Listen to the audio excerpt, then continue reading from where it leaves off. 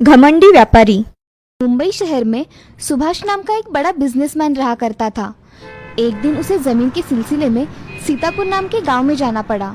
वहां जाते ही उसके आगे एक बहुत बड़ी नदी थी। उस नदी को पार करते ही सीतापुर आता था। सीतापुर में जाने के लिए एक ही रास्ता था और उस रास्ते से सिर्फ एक ही आदमी चलकर जा सकता था। इसीलिए सुभाष ने अपनी गाड़ी को एक जगह खड़ा कर दिया और सीतापुर जाने के लिए कोई दूसरा रास्ता है क्या देखने लगा। तभी उसे नदी में एक नाव दिखाई देती है। उस नाव में एक नाव चलाने वाला था। सुभाष मन ही मन सोचता है, अगर मैं नदी से गया तो मुझे ज्यादा देर नहीं लगेगी और मैं 30 मिनट में नदी के उस पार पहुंच सकता हूँ। ऐसा सोच उसने नाव वाले को आवाज लगाई। अरे भैया जरा इधर आओ, मुझे सीतापुर गांव में जाना है, क्या तुम मुझे तुम्हारी नाव में छोड़ दोगे? हाँ मालिक, मैं छोड़ दूंगा आपको। ऐसा कहकर नाव वाले ने उसके पास नाव खड़ी कर दी। सुभाष उस नाव में बैठ गया और नाव को नाव वाला चलाने लगा। तभी सुभाष नाव वाले से कहता है, क्या तुम्हें पता है तुम्हारे नाव में कौन बैठा है?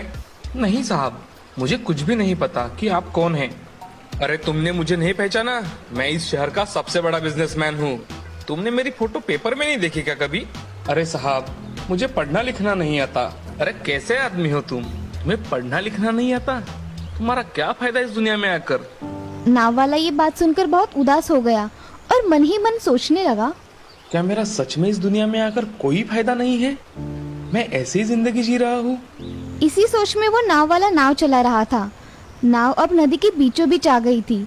उसके मन में विचार चल ही रहे थे। तभी सुभाष ने उससे बात करना शुरू किया।